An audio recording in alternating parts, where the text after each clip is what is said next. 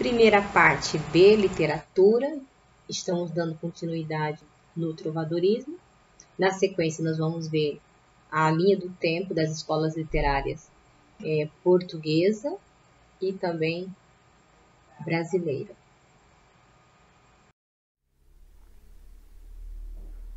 Bom, aqui nós estamos vendo a literatura portuguesa e literatura brasileira. Literatura portuguesa e literatura brasileira. Esse aqui, como vocês estão vendo, é uma linha do tempo.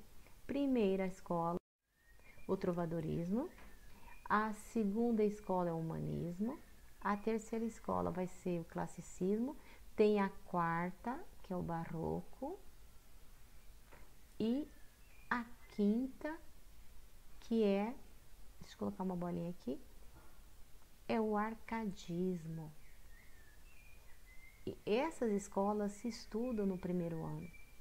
Infelizmente, com a pandemia, dificultou muitas coisas. Aí depois a gente veio com um novo ensino médio, não deu para a gente fazer o estudo devido da literatura, que é muito interessante.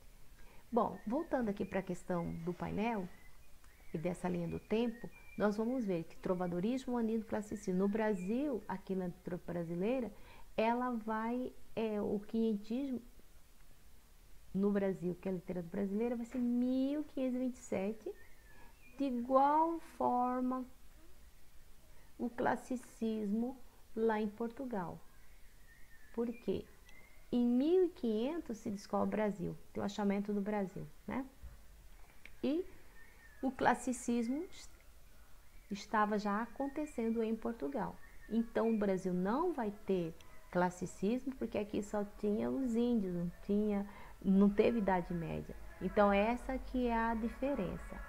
E aí nós vamos ver aqui na literatura de informação, nós vamos ter a Carta de Pero Vaz de Caminha. Carta de Pero Vaz de Caminha. Essa carta é que vai contar a respeito que muitos livros de história antigamente, né, se dizia descobrimento do Brasil. Há outros teóricos que falam que é achamento do Brasil. O que nos interessa é saber que essa carta é tida como o primeiro documento literário da literatura brasileira. E quanto à literatura de catequese, nós vamos estudar, né, pelo menos vamos ter que dar uma olhada, nem que for de forma resumida, é a produção de poemas e peça teatral, peça de teatro, para catequizar os índios. E quem foi o grande produtor literário dessa época no Brasil, da literatura e catequese, foi Padre Anchieta. Então, Padre Anchieta é o grande literato na literatura de catequese no Brasil. Aí segue com o Barroco. O Barroco nós vamos ver a produção do Gregório de Matos na poesia, tá? Gregório de Matos na poesia, Padre Vieira com os sermões. O arcadismo nós vamos ter o grupo muito produtivo em Minas Gerais, tem lá Cláudio Manuel da Costa, Tomás Gonzaga e outros. No romantismo nós vamos ter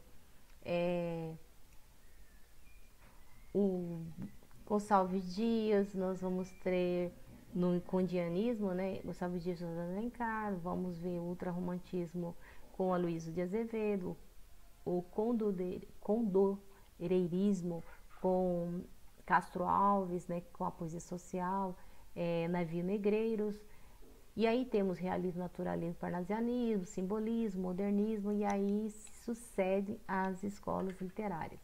O que nos interessa aqui é saber a linha do tempo da literatura brasileira e da literatura portuguesa. Nesse momento nós vamos ver o trovadorismo de uma forma bem detalhada, porque ela vai ser essa escola literária que vai dar abertura, condições de você entender o humanismo e o desdobramento do humanismo, que vai dar o desdobramento do classicismo, o classicismo vai dar o desdobramento do barroco e as escolas que se sucedem. De alguma forma eles negam uma escola anterior, aí mais lá na frente eles retomam a escola que eles negaram. Então o processo de produção literária é um avanço e recuo, e aí sempre fazendo um aprimoramento das produções artísticas, no caso mais específico, nós se tratando da literatura. Eles foram os primeiros a navegar os oceanos e mudar a história da humanidade para sempre. Uma jornada mortal que nenhuma outra nação ousou começar, mas que transformou um pequeno e pobre país da Europa no primeiro império global, colocando seu nome e legado no eterno panteão da história mundial. Então, cavaleiros, essa é a história de Portugal.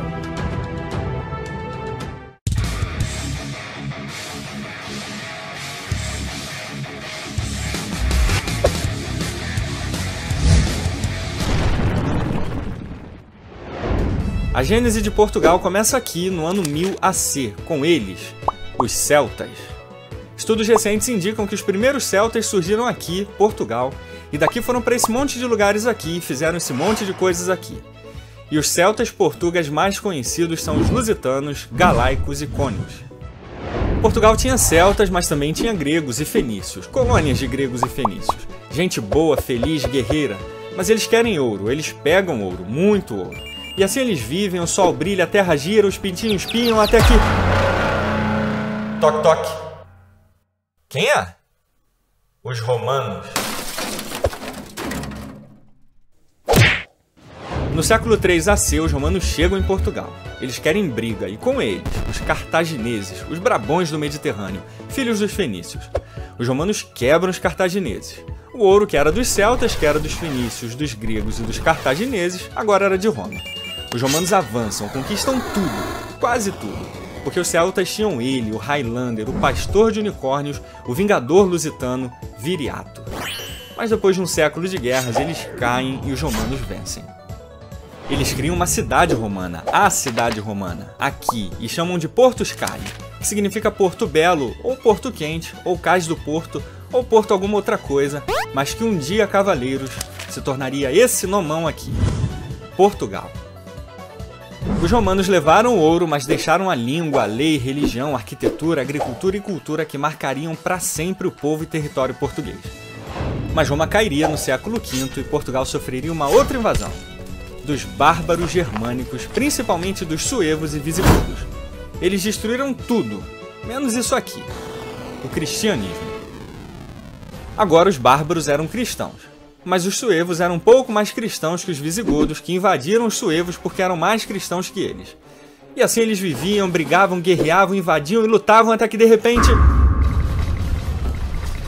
eles fizeram as pazes e ficou tudo bem. Ufa, que alívio! Toque, toque. Quem é? Os muçulmanos. No século VIII, uma invasão quase infinita de mouros e árabes tomam a Península Ibérica de assalto, deixando os cristãos sem chance de reação. Eles tomam tudo menos essa região aqui, o Reino das Astúrias. Todo o resto era do Califado Omíada, que passou a chamar a península de Al-Andalus. E com os muçulmanos, os cristãos só tinham 4 opções. A. Eles podiam virar muçulmanos e ficar de boa. B. Podiam continuar cristãos, mas eram obrigados a pagar uma multa por isso. C. Podiam ficar com raiva, não pagar essa multa e serem mortos ou escravizados. Ou D. Podiam ficar com raiva, não pagar a multa e partir para a porrada. E agora? Qual das 4 opções os cristãos escolheram? Vote nos seus telefones. Com licença, posso ver a opção D de perto? Claro, fique à vontade. E assim começa a reconquista cristã em 722 AD na Batalha de Covadonga, liderados por um rei quase mítico, Dom Pelágio. E desse reino, vários outros reinos surgiram durante quase 8 séculos de reconquista. Os reinos de Leão, Navarra, Aragão, Castela e Galiza foram os primeiros. E o reino de Leão tinha um condado, o Condado Portucalense, que foi entregue a Henrique de Borgonha como dote de casamento da filha do rei, Teresa de Leão. Enquanto os caras ganhavam condados de presente de casamento, eu e você ganhamos um liquidificador que nem funciona direito. Então, Henrique, esperto, aproveita conflitos políticos e declara a independência do Condado Portucalense. Ele morre em 1112 e sua esposa Teresa assume como regente do condado e já começa cagando tudo. Agora ela queria unir o Condado Portucalense ao Reino da Galiza. Só que ela tinha um filho que não gostou nada disso. Ele, o Conquistador, o resultado da fusão de Goku, Superman e Hulk e a Manopla do Infinito. Ele, Dom Afonso Henriques. Liderando barões portucalenses, ele enfrenta sua mãe e o Reino da Galiza na Batalha de São Mamédia em 24 de junho de 1128 na cidade de Guimarães, no norte de Portugal. Dom Afonso Henriques expulsa sua mãe e se torna o novo conde portucalense. Mas 11 anos depois, ele se tornaria um herói português. Na lendária Batalha de Ourique, ele derrota uma esmagadora e numerosa força muçulmana. Mas ao lado dele estavam valentes e leais guerreiros, os Cavaleiros Templários. Eles estiveram presentes desde a fundação de Portugal, criando uma relação de lealdade com a nação que atravessaria os séculos. Com a vitória de Ourique, Dom Afonso Henriques foi aclamado rei de Portugal, e assim, em 1139, nascia o Reino de Portugal, com a dinastia de Borgonha. Mas Afonso ainda teria uma última glória: Lisboa. A reconquista da Península Ibérica era tão importante para o mundo cristão que ela chegou até a fazer parte da Segunda Cruzada. Aliás, esse foi o único sucesso dela. O cerco de Lisboa, em 1147, foi um golpe decisivo na dominação islâmica, com o ato final em 1249, com a conquista do Algarve. Era o fim da reconquista cristã em Portugal. Era o fim da dominação islâmica. E Afonso III deve ter morrido rindo. Ele deixou Portugal livre dos mouros, unido como um estado forte e estável, e ainda deixou ele, seu filhinho, o primeiro nerd português, Dom Dinis I.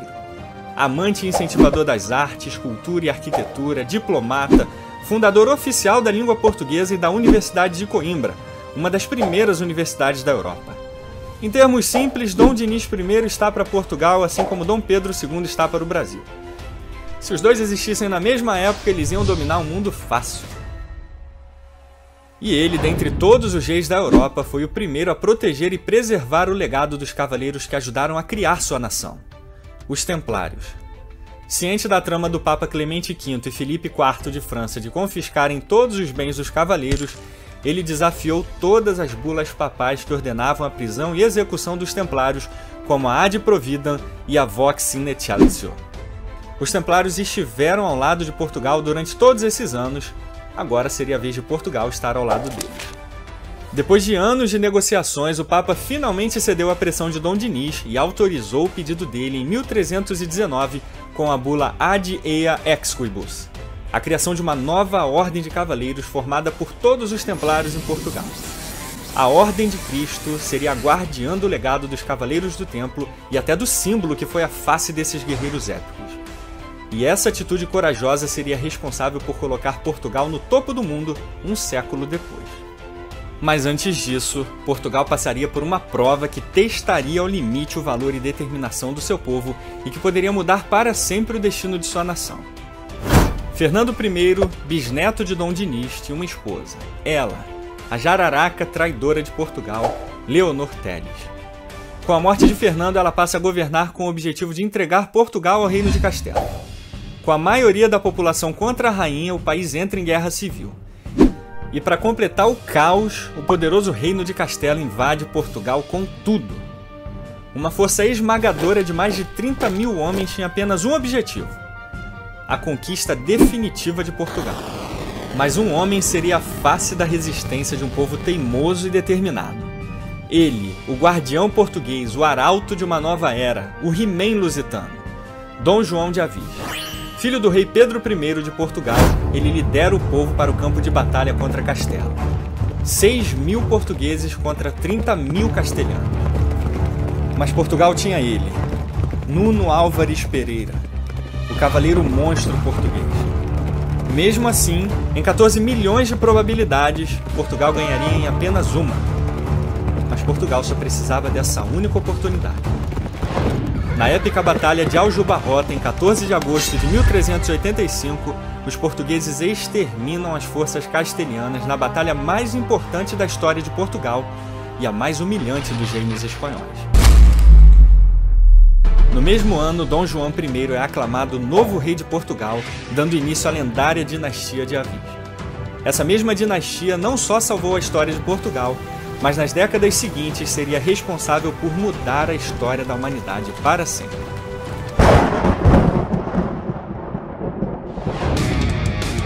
E muito obrigado aos cavaleiros apoiadores do canal. O apoio de vocês é épico. E se você gosta do canal e também quer ajudar esse cavaleiro solitário a continuar produzindo vídeos de qualidade, é só clicar no link do Apoia-se que está aí na tela e na descrição do vídeo e se cadastrar, por favor. Vejo vocês na nossa próxima saga e, por hora, adeus!